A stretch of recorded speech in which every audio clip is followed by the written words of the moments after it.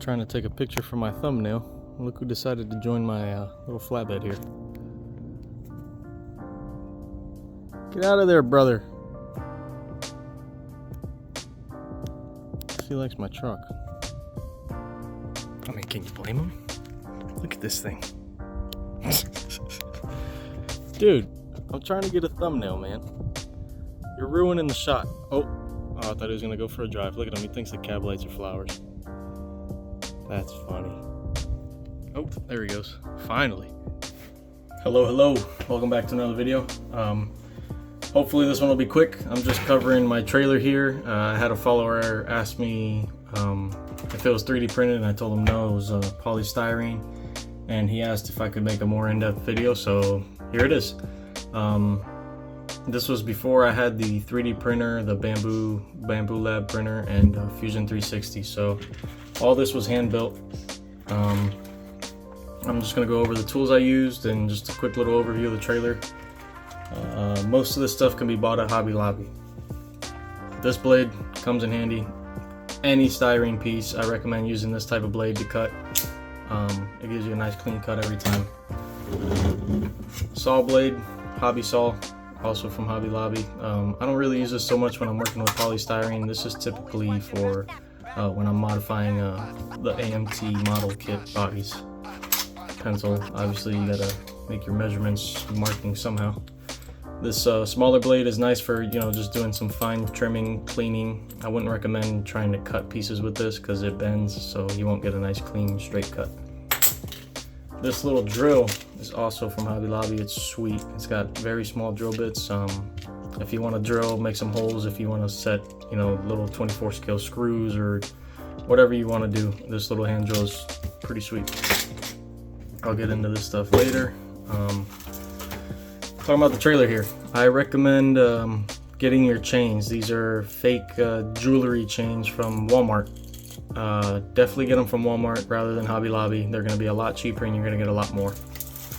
The deck is just little craft sticks glued together. The main frame, oh, by the way, I use a 2x4 to make my cuts on when I'm working on something. It comes in handy because you can just set your piece. It'll be nice and flat, and say like for this piece, this cross member and this cross member, we'll call them 5 inches. You just measure out 5 inches, you draw the line, 2 little end pieces, and you get your polystyrene. Just line it up, make a cut. Line it up, make a cut. You don't have to measure out 5 inches and mark every time. So it just speeds up your process some. Having a 2x4 to cut on and work with the stuff it comes in handy. But yeah, it's a pretty simple design, nothing crazy. Axles are just a couple squares stacked up in the middle there with a round piece in the middle. Yeah, I don't have independent suspension, but it works. It looks cool. My ramps back here, again, just a round piece supported with a little brace here in the middle and on the ends, and I got adjusting ramps. Gooseneck, same thing, is 1/4 inch square stock. So a 1/4 inch square stock, and then a smaller round stock in the middle there, which sits on this guy. This is a 10 scale ball joint, I guess you want to call it. It doesn't lock into place, but it sits on there nicely, and when you have any sort of weight on the trailer, it holds itself in. Well, I just made it look like it doesn't, but it holds itself in pretty good. It doesn't ever come out. I mean, you get a nice angle out of it, and yeah, pretty much it. For this guy, I don't have another 10 scale ball. I actually even used a small little steering ball joint from stock axial steering bars. And same thing, I mean, it's a little more loose on this one because the ball is smaller, but when you have weight, it doesn't matter. It won't come off. You don't need a fancy locking hitch on there. Alright, the glue. I use this stuff, Extreme Power Medium and Bob Smith Industries Instaset. This stuff is a lifesaver. It sets it in seconds. I mean, if that. Pipettes. Definitely get you a pack of these when you're at Hobby Lobby.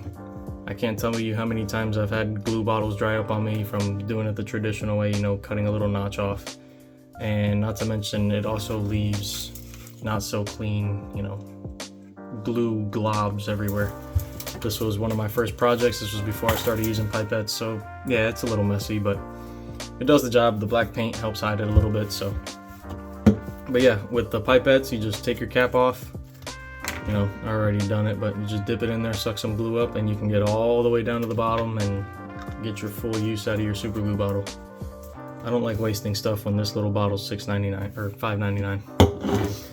But yeah, polystyrene, also from Hobby Lobby. This stuff comes in all sorts of shapes and sizes. Here's all the ones I've got. I just kind of put them all together in the same pack. They got square stock, they got round stock, solid beams, they've got styrene sheets, they've got all sorts of stuff. My flatbed is actually a 24 scale diamond plate. Hobby Lobby unfortunately does not carry the diamond plate sheets. I had to order that online. But again, this bed is all polystyrene built. Even the little bars, I mean, I did it all on a, you know, flat 2x4 surface, and I kind of just pieced it together from there.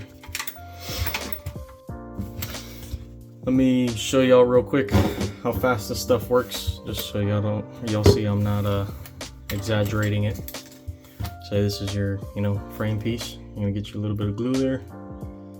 Oh, I'm running out of my pipette. Get your other end piece, set it on there. Ooh, don't drip on my counter. And normally you'd have to just sit there and wait, but this stuff you just, oh, I'm not even on camera. Just give it a quick little squirt. I missed. There we go.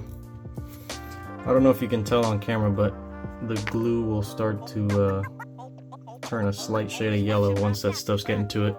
And that's it. It's on there fairly solid. Obviously, give it a little bit longer and it'll get more strong. The bond will get stronger. But even right now, that's a pretty solid connection here. You can